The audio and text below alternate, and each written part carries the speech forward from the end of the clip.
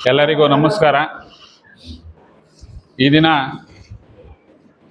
ಮಧು S ಜಿಗೆ KPCC social media coordinator ಆದ ನಾನು ಶಿರಾ ಅಸೆಂಬ್ಲಿಗೆ ಈ ದಿನ ನಾವು ಪತ್ರಿಕಾಗೋಷ್ಠಿ ಕರೆದಿರೋ ಉದ್ದೇಶ ಏನಂದರೆ, ನಮ್ಮ ಜನಪ್ರಿಯ ನಾಯಕರು, ಜನಪ್ರಿಯ ಶಾಸಕರು TB ಜಯಚಂದ್ರ ಅವರು ಕರ್ನಾಟಕ ವಿಧಾನಸಭೆಗೆ 7 ಬಾರಿ ಆಯ್ಕೆಯಾಗಿದ್ದಾರೆ.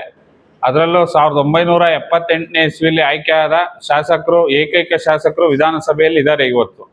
ಅಂಥವರು ಇವತ್ತು ಅವ್ರ ಪ್ರತಿಭೆ ಇದ್ದರೂ, ಈ ರಾಜ್ಯದ ಉದ್ದಗಲಕ್ಕೂ ತನ್ನದೇ ಆದ ಚಾಪನ್ನು ಹೊಂದಿದ್ರು, ಅವ್ರ ಪ್ರಚಾರ ಪಡೆಯದೇ ಇರೋ ಕಾರಣ ಜಯಚಂದ್ರ ಅವ್ರ ಪ್ರತಿಭೆ ಎಲೆಮರೆ ಕಾಯಾಗಿದೆ.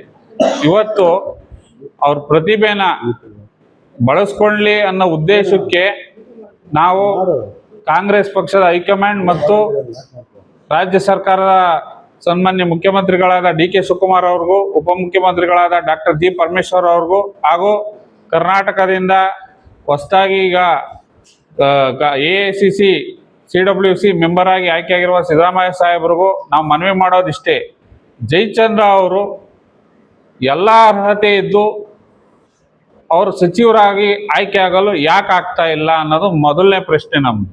ಅವರು 1978ರಲ್ಲಿ ಶಾಸಕರಾಗಿ ಆಯ್ಕೆಯಾಗಿ ಸನ್ಮಾನ್ಯ ಅಂದಿನ ಮುಖ್ಯಮಂತ್ರಿಗಳಾದ D ದೇವರಾಜ ಅರಸ್ ಅವರ ಸಹಯೋಗದಲ್ಲಿ ರಾಜ್ಯದ ಉದ್ದಗಲಕ್ಕೂ ಪ್ರವಾಸ ಮಾಡ್ತಾರೆ. ಇವರ ಜಾಣ್ಮೆ, ಇವ್ರ ಚುರುಕುತನ ಮೆಚ್ಚಿ ಒಂದು ನಿಗಮ ಮಂಡಳಿಗೆ ದೇವರಾಜ ಅರಸ್ ಅವರು ಅಧ್ಯಕ್ಷನಾಗಿ ಮಾಡ್ತಾರೆ ಅವತ್ತು.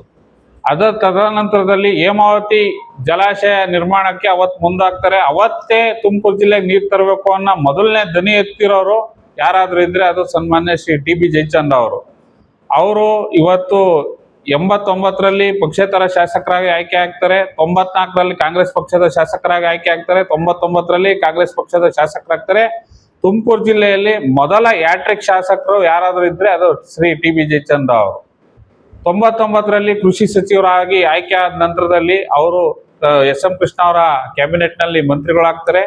ಅವತ್ತು ಕೃಷಿ ಬಗ್ಗೆ ತಾತ್ಸಾರ ಮನೋಭಾವ ಅವಾಗಿಂದ ಸ್ಟಾರ್ಟ್ ಆಗ್ತಿತ್ತು. ಅದನ್ನು ಮನಗಂಡು ಆಧುನಿಕ ಕೃಷಿ ಪದ್ಧತಿಗೆ ಒತ್ತು ಕೊಡ್ತಾರೆ. ತದನಂತರದಲ್ಲಿ ಕೃಷಿ ಉತ್ಪನ್ನಗಳಿಗೆ ಸೂಕ್ತ ಮಾರುಕಟ್ಟೆ ಬೆಂಬಲ ಬೆಲೆ ದೊರಕಿಸ್ಕೊಡ್ಬೇಕು ಅಂತ ಹೇಳಿ ಅವರು ಪ್ರಾರಂಭ ಮಾಡ್ತಾರೆ. ಸರ್ಕಾರದಿಂದ ಖರೀದಿ ಕೇಂದ್ರ ತೆರೆದು ಮೊದಲನೇ ಬಾರಿಗೆ ಅವರು ಖರೀದಿ ಕೇಂದ್ರಗಳನ್ನ ಆರಂಭಿಸಿದ್ದೇ ಜಯಚಂದ್ರ ಅವರು ಕೃಷಿ ಸಚಿವರಾಗಿ. ತದನಂತರದಲ್ಲಿ ದೆಹಲಿ ಪ್ರತಿನಿಧಿ ಆಗ್ತಾರೆ 2002ರಲ್ಲಿ. 1 ವರ್ಷ ದೆಹಲಿ ಪ್ರತಿನಿಧಿಯಾಗಿ ವಾಜಪೇಯಿ ಸರ್ಕಾರದೊಂದಿಗೆ ಕೊಂಡಿಯಾಗಿ ರಾಜ್ಯ ಸರ್ಕಾರಕ್ಕೆ ಸಾಕಷ್ಟು ಅನುದಾನ ಹರಿದುಬರಲು ಕಾರಣ ಆಗ್ತಾರೆ. ತದನಂತರ ಅಲ್ಪಾವಧಿ ಆಹಾರ ನಾಗರಿಕ ಸರಬರಾಜು ಸಚಿವರಾಗ್ತಾರೆ.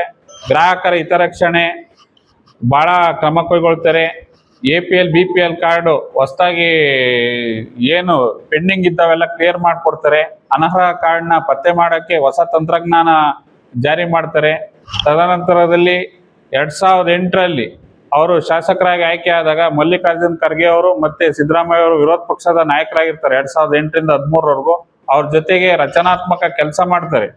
ಪಕ್ಷ ಅಧಿಕಾರಕ್ಕೆ ಬರೋಕ್ಕೆ ಏನು 2013ರಲ್ಲಿ ಅವತ್ತು ಕೂಡ ಜಯಚಂದ್ರ ಶ್ರಮ ಇತ್ತು. ಅದನ್ನ ಅವ್ರ ವಿರೋಧ ಪಕ್ಷವಾಗಿ ಇವ್ರಿಗೆ ಇನ್ಪುಟ್ಸ್ ಕೊಡ್ತಿದ್ರು. ಯಾವ ವಿಚಾರನ ವೈಲೇಟ್ ಮಾಡಬೇಕು, ಯಾವ ತರ ಮಾತಾಡ್ಬೋದು ಅಂತ ಶಾಸಕರೊಂದಿಗೆ ವಿಧಾನಸಭೆಯಲ್ಲಿ ಕೌಂಟರ್ ಅಟ್ಯಾಕ್ ಮಾಡ್ತಿದ್ರು. ಸರ್ಕಾರದ ತಪ್ಪುಗಳನ್ನ ಎತ್ತಿ ಹಿಡಿದು ತೋರಿಸಿದ ಪ್ರಯುಕ್ತ 2013ರಲ್ಲಿ ಕಾಂಗ್ರೆಸ್ ಸರ್ಕಾರ ಬಂತು. ಇವ್ರ ಜಾಣ್ಮೆ ಮೆಚ್ಚಿ ಹೈಕಮಾಂಡ್ ಅವತ್ತು ಕಾನೂನು ಸಚಿವರಾಗಿ ನಿಯುಕ್ತಿಗೊಳಿಸ್ತು. ಅವ್ರ ಜೊತೆಗೆ ಪಶುಸಂಗೋಪನೆ ಸಚಿವರಾಗಿ ಆಯ್ಕೆ ಮಾಡ್ತು. ಆ ಒಂದು ಜವಾಬ್ದಾರಿಯನ್ನು ವಹಿಸ್ಕೊಂಡ ಜಯಚಂದ್ರ ಅವರು ಎಲ್ಲೂ ತಿರುಗಿ ನೋಡ್ಲಿಲ್ಲ. ಯಾಕೆ ಅಂದ್ರೆ ಇವತ್ತು ಸುವರ್ಣ ಅಕ್ಷರದಲ್ಲಿ ಬರೀಬೋದು ಜಯಚಂದ್ರ ಅವ್ರ ಸಾಧನೆ ಅವತ್ತು. ಯಾಕೆ ಅಂದ್ರೆ ಇಂದಿನ ಕಾನೂನು ಸಚಿವರು ಎಲ್ಲ ಪೆಂಡಿಂಗ್ ಉಳಿಸೋಗಿ ಕೆಲಸ ಎಲ್ಲ ಜಯಚಂದ್ರ ಅವರು ಒಂದೇ ವರ್ಷದಲ್ಲಿ ಮುಗಿಸ್ಕೊಡ್ತಾರೆ. ಅದೆಲ್ಲರೂ ಮೆಚ್ಚುಗೆಗೆ ಪಾತ್ರ ಆಗುತ್ತೆ. ವಿರೋಧ ಪಕ್ಷದವರು ಅವತ್ತು ಒಪ್ಕೊಂಡು ಮಾತಾಡ್ತಾರೆ. ತದನಂತರದಲ್ಲಿ ಪಶುಸಂಗೋಪನೆ ಸಚಿವರಾಗಿ ಇವರು ಸೂಪರ್ ಸ್ಪೆಷಾಲಿಟಿ ಹಾಸ್ಪಿಟ್ಲ್ ಬೆಂಗಳೂರಲ್ಲೂ ಮಾಡ್ತಾರೆ, ತುಮಕೂರಲ್ಲೂ ಮಾಡ್ತಾರೆ. ಸಂಚಾರಿ ಪಶು ಚಿಕಿತ್ಸಾಲಯಗಳನ್ನ ತೆರೆದು ರೈತರು ಮನೆ ಬಾಗಿಲು ಏನು ಹೈನುಗಾರಿಕೆ ಯಾರು ಮಾಡ್ತಾರೋ ಅವ್ರ ಮನೆ ಬಾಗಿಲಿಗೆ ಸಂಚಾರಿ ಪಶು ಚಿಕಿತ್ಸಾಲಯದ ಆಂಬುಲೆನ್ಸ್ ಹೋಗಿ ಅಲ್ಲೇ ಒಂದು ತ್ವರಿತಗತಿಯಲ್ಲಿ ಚಿಕಿತ್ಸೆ ಸಿಗೋ ತರ ಮಾಡ್ತಾರೆ. ಹಾಸನ ಮತ್ತೆ ಶಿವಮೊಗ್ಗದ ಪಶುವೈದ್ಯಕೀಯ ಕಾಲೇಜಿನ ಮಾನ್ಯತೆ ದೊರಕಿರಲ್ಲ, 2007ರಲ್ಲಿ ಸ್ಟಾರ್ಟ್ ಆಗಿರುತ್ತೆ. ಆ ಕಾಲೇಜುಗಳಿಗೆ ಮಾನ್ಯತೆ ದೊರಕೋ ತರ ಮಾಡ್ಕೊಡ್ತಾರೆ. ಕಲಬುರಗಿ ಮತ್ತೆ ಧಾರವಾಡ ಹೈಕೋರ್ಟ್ ಬೆಂಚ್ಗಳಿಗೆ ಮಾನ್ಯತೆ ಸಿಕ್ಕಿರಲ್ಲ ಸುಪ್ರೀಂ ಕೋರ್ಟ್ ಇಂದ. ಇವರು ಅಲ್ಲಿ ಸಾಕಷ್ಟು ಹೋರಾಟ ನಡೆದಿರ್ತದೆ. ಇವರೆಷ್ಟು ಜಾಣ್ಮೇಲೆ ನಿಭಾಯಿಸ್ತಾರೆ. ಅಷ್ಟೊಂದು ಹೋರಾಟ ಮಾಡಿದ್ದನ್ನ ಅಂದ್ರೆ ಅದು ಕೆಲವೇ ದಿನಗಳಲ್ಲಿ ಆ ಮಾನ್ಯತೆ ದೊರಕೋ ಥರ ಮಾಡ್ತಾರೆ. ಇದು ಒಂದು ಇವ್ರ ಸಾಧನೆಗೆ ಸಂದ ಒಂದು ಗೌರವ ಅನ್ಕೊಳ್ರಿ. ಮತ್ತೆ ಭ್ರಷ್ಟಾಚಾರ ನಿಗ್ರಹ ದಳ ಅಂತ ಒಂದು ಸ್ಥಾಪನೆ ಆಗುತ್ತೆ. 2002ರಲ್ಲಿ ಅದು ಆದೇಶ ಆಗಿದ್ರು ನಮ್ಮ ರಾಜ್ಯದಲ್ಲಿ ಶುರುವಾಗಿರಲ್ಲ. ACB ಅಂತ ಅದನ್ನು ಶುರು ಮಾಡ್ತಾರೆ.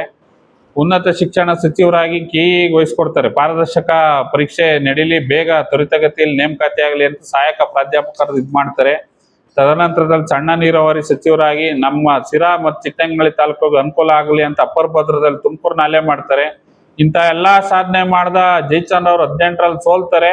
ಸೋತಾಗ್ಲೂ ಅವರು ಸುಮ್ಮನೆ ಕೂತಿರ್ಲಿಲ್ಲ, ಪಕ್ಷ ವಹಿಸಿದ ಎಲ್ಲಾ ಕೆಲಸ ಮಾಡಿದ್ದಾರೆ. ಭಾರತ್ ಜೋಡೋ ಪಾದಯಾತ್ರೆ ಇರ್ಬೋದು, ಮೇಕೆದಾಟು ಪಾದಯಾತ್ರೆ ಇರ್ಬೋದು, ಗಾಂಧಿ ನಡಿಗೆ ಪಾದಯಾತ್ರೆ ಇರ್ಬೋದು, ಹಾನಗಲ್ ಉಪಚುನಾವಣೆ ಹಾವೇರಿ ಜಿಲ್ಲೆಯಲ್ಲಿ ಬರೋ ಹಾನಗಲ್ ಕ್ಷೇತ್ರಕ್ಕೆ ಹೋಗಿ ಇವರು 3 ಪಂಚಾಯತಿ ಜವಾಬ್ದಾರಿ ತಗೊಂಡು ಅವತ್ತಿನ ಅಭ್ಯರ್ಥಿ ಶ್ರೀನಿವಾಸ್ ಮಾನೆ ಅವ್ರ ಗೆಲುವಿಗೆ ಇವರು ಕೂಡ ಕಾರಣೀಭೂತರಾಗ್ತಾರೆ. ಅದೇ ರೀತಿ ಮಹಾಲಕ್ಷ್ಮಿ ಲೇಔಟ್, ರಾಜೇಶ್ವರಿ ನಗರ ಮತ್ತೆ ಯಶವಂತಪುರ ಈ ಕ್ಷೇತ್ರಗಳಲ್ಲೂ ಪ್ರಚಾರ ಮಾಡ್ತಾರೆ. 6 ಲೋಕಸಭಾ ಕ್ಷೇತ್ರ, 30 ವಿಧಾನಸಭಾ ಕ್ಷೇತ್ರದಲ್ಲಿ ಕುಂಚಿಟಿಗ ಸಮುದಾಯ ಪ್ರಬಲವಾಗಿದೆ, ನಿರ್ಣಾಯಕವಾಗಿದೆ. ಇದನ್ನೆಲ್ಲ ಹೈಕಮಾಂಡ್ ಮನಗಂಡು ಮುಂಬರುವ ದಿನಗಳಲ್ಲಿ ಇವ್ರಿಗೆ ಸಚಿವ ಸ್ಥಾನ ಕೊಡಬೇಕು ಅಂತ ನಾನು ಈ ಮೂಲಕ ಮನವಿ ಮಾಡ್ತೀನಿ. ಥೈರಾಯ್ಡ್ ಇದೆಯಾ? ದಪ್ಪ ಆಗ್ತಾ ಇದ್ದೀರಾ? ಥೈರಾಯ್ಡ್ನ ಹೇಗೆ ರಿವರ್ಸ್ ಮಾಡಬೇಕು ಅಂತ ಗೊತ್ತಾಗ್ತಾ ಇಲ್ವಾ? ಥೈರಾಯ್ಡ್ ಮೆಡಿಸಿನ್ಸ್ ತಗೊಂಡು ಅದ್ರ ಸೈಡ್ ಎಫೆಕ್ಟ್ಸ್ ಇಂದ ಇನ್ನಷ್ಟು ದಪ್ಪ ಆಗ್ತಾ ಇದ್ದೀರಾ? ಹಾಗಿದ್ರೆ ಇದಕ್ಕೆ solution Jeeni slim. Thyroid medicines ತಗೊಳ್ಳೋದ್ರಿಂದ ಥೈರಾಯ್ಡ್ ಹಾರ್ಮೋನ್ಸ್ನ ಬ್ಯಾಲೆನ್ಸ್ ಮಾಡ್ಬೋದು, ಆದರೆ ಥೈರಾಯ್ಡನ್ನ ರಿವರ್ಸ್ ಮಾಡೋದಕ್ಕಾಗೋದಿಲ್ಲ. ದಪ್ಪ ಆಗ್ತಿರೋದನ್ನ ಸಣ್ಣ ಆಗೋದಕ್ಕೂ ಸಹಿತ ನಮ್ಮ ಜೀನಿ ಸ್ಲಿಮ್ ಹೆಲ್ಪ್ ಆಗುತ್ತೆ. ಥೈರಾಯ್ಡ್ನ ರಿವರ್ಸ್ ಮಾಡಿ ಹೆಲ್ದಿಯಾಗಿ ಸಣ್ಣ ಆಗಿಡೋದಕ್ಕೆ ಜೀನಿ ಸ್ಲಿಮ್ ಅಲ್ಲಿರುವಂತಹ ನ್ಯೂಟ್ರಿಯೆಂಟ್ಸ್ ದೇಹಕ್ಕೆ ಬಹಳಷ್ಟು ಹೆಲ್ಪ್ಫುಲ್. ಸೊ ಜೀನಿ ಸ್ಲಿಮ್ನ ಯೂಸ್ ಮಾಡಿ ಆರೋಗ್ಯವಾಗಿರಿ, ಯಾಕಂದ್ರೆ ಆರೋಗ್ಯವೇ ಭಾಗ್ಯ. ನಿಮ್ಮ ಬಹುತೇಕ ಆರೋಗ್ಯ ಸಮಸ್ಯೆಗೆ ಗ್ಯಾಸ್ಟ್ರಿಕ್ ಕಾರಣ. ಗ್ಯಾಸ್ಟ್ರಿಕ್ ನಿಂದ ಮುಕ್ತಿ ಹೊಂದಿದ್ರೆ ನೀವು ಆರೋಗ್ಯವಾಗಿರ್ತೀರಾ.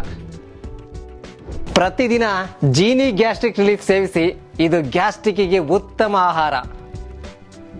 ಜೀನಿ ಗ್ಯಾಸ್ಟ್ರಿಕ್ ರಿಲೀಫ್ ಎಲ್ಲಾ ಮೆಡಿಕಲ್ ಶಾಪ್ಗಳು ಹಾಗೂ ದಿನಸಿ ಅಂಗಡಿಗಳಲ್ಲಿ ಲಭ್ಯ. ಎಷ್ಟೇ ದುಡ್ಡಿದ್ರೂ ಆಯುಷ್ನ ಕೊಂಡ್ಕೊಳ್ಳೋಕೆ ಸಾಧ್ಯನೇ ಇಲ್ಲ. ಆರೋಗ್ಯ ಸರಿ ಇದ್ರೆ ಆಯುಷ್ ಗಟ್ಟಿಯಾಗಿರುತ್ತೆ. ಆರೋಗ್ಯ ಸರಿ ಇರಬೇಕು ಅಂತಂದ್ರೆ ನಿಮ್ಮ ಅಡಿಗೆಯಲ್ಲಿ ಪ್ರತಿದಿನ ಜೀನಿ ಗಾಣದ ಎಣ್ಣೆ ಬಳಸಿ. ಜೀನಿ ಗಾಣದ ಕಡಲೆಕಾಯಿ ಎಣ್ಣೆ, ಕೊಬ್ಬರಿ ಎಣ್ಣೆ ಎಲ್ಲಾ ಮೆಡಿಕಲ್ ಶಾಪ್, ದಿನಸಿ ಅಂಗಡಿ ಹಾಗೂ ಸೂಪರ್ ಮಾರ್ಕೆಟ್ಗಳಲ್ಲಿ ಲಭ್ಯ.